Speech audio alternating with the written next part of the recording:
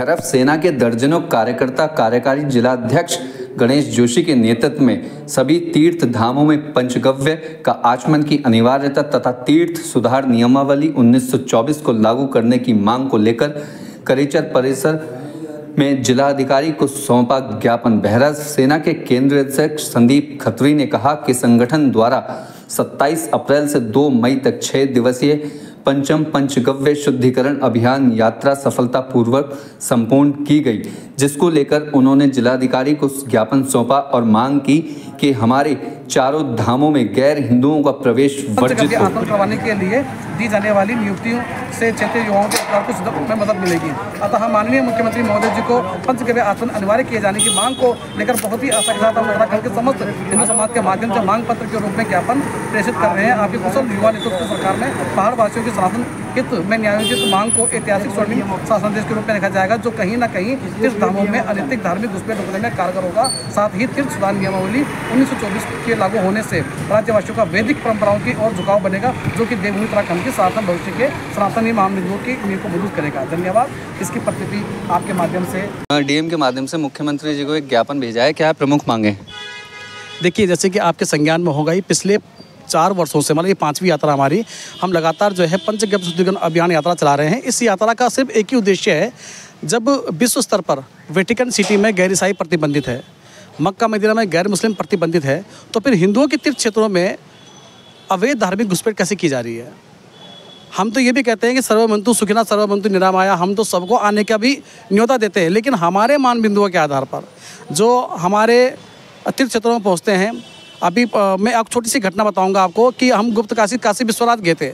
काशी विश्वनाथ एक ऐसा मंदिर है जो पूरे भारत में 3 मंदिर है, एक उत्तर काशी, एक गुप्त काशी और एक बनारस में काशी विश्वनाथ। उस मंदिर के प्रांगण में एक मुस्लिम युवती जो है पानी भरने के लिए आई, लेकिन हमारे किसी व्यक्ति ने उसको मना नहीं किया। हम तो खैर वहाँ पर एक अतिथि के रूप में गए थे, लेकिन जो वहाँ के लोग थे उन्होंने ही मना नहीं किया। इसका मतलब क्या हुआ? इसका मतलब यह है कि हम लोग धर्मनिरपेक्ष है और लेकिन अगर वही जगह, अगर मान लो वही कोई मस्जिद होती और कोई हिंदू टिका लगा के अंदर पहुंचाता तो अंदर पहुंच सकता था वो। हाल में एक ऐसा मामला आया है जब एक फटका डालकर इफ्तारी में एक हिंदू बैठकर उसको निकाल दिया जाता है। बिल्कुल, तो मतलब धर्मनिरपेक्षता केवल सोशल मीडिया तक ही सीमित है। अगर आप धरातल पे जाओगे तो कहीं पे नहीं, सब लोग अपने उसके लिए कट्टर बने हुए हैं। आप किसी मस्जिद मजार में, अगर अब किसी दरगाह में आप जाते हो, कि लोग कहते हैं कि उस दरगाह में आपकी मनोकामनाएं पूर्ण होंगी, लोग कहते हैं, तो अगर वहाँ जाओगे तो जब आप अंदर एंट्री करोगे तो उनके ही मान बिंदुओं के आधार पर अंदर एंट्री करोगे, सर पे कपड़ा बांधोगे, बिल्कुल जैसे मतलब जिस तरह से उनके वजू वगैरह जिस तरह से होता है वो सब करना पड़ेगा।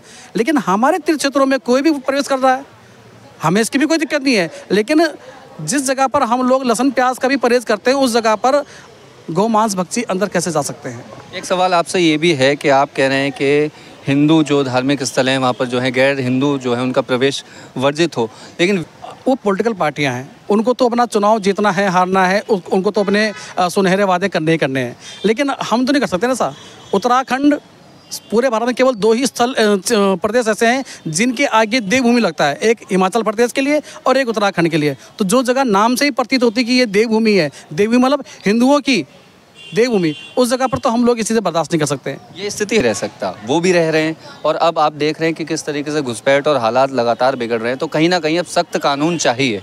100% सख्त कानून चाहिए। लेकिन देखिए, संवैधानिक, मैं एक बात आपको बताता हूँ, लोकतांत्रिक देश में आप कैसे किसी को एकदम से रोक दोगे? इसके लिए सरकार को ही कोई ना कोई नियम लाना पड़ेगा। जैसे सरकार ने भी 3 तलाक पर नियम लिया था, जैसे सरकार ने एनआरसी पे लिया था, जैसे सरकार ने यूसीसी लागू किया है, तो वैसे अभी हम लोग लगातार कई वर्षों से जानते होंगे आपके पत्रकारिता के माध्यम से कि हम लोग लगातार गौ माता को राष्ट्रीय माता का दर्जा घोषित करने के लिए हम लोग लगातार आंदोलनरत हैं, लेकिन आज तक वो मांग भी नहीं मानी गई। जिन मांगों का सीधा बेनिफिट उस हिंदुओं को होना है, हिंदुओं के लोगों को होना है, उन मांगों पे जो है संज्ञान नहीं लिया जा रहा है, और जिनका हमारे से कोई लेना देना नहीं है उन मांगों को जो है बिल्कुल कमेटी बनाकर गठित कर दिया जा रहा है। आखिरी सवाल, ज्ञापन से अगर सरकार पे असर नहीं पड़ता है तो आगे किस तरीके से? देखिए, जैसे कि मैंने आपको कहा कि हमारी 4 यात्रा हो चुकी है, ये 5वीं यात्रा हमारी चल रही है। आगे भैरव सेना द्वारा जो है जो ज्ञापन हमने अभी तक जो जितने भी हमने कार्यक्रम किए हैं, अब उसका जो है समापन अलग तरीके से होगा। 4 जून के बाद आपको इसका प्रतीकात्मक मतलब आंदोलन आपको नजर आ जाएगा, क्योंकि अब याचना नहीं, रण होगा, संघर्ष महा भीषण होगा। जय बद्री, जय बागेश्वर, जय केदार, जय जागेश्वर।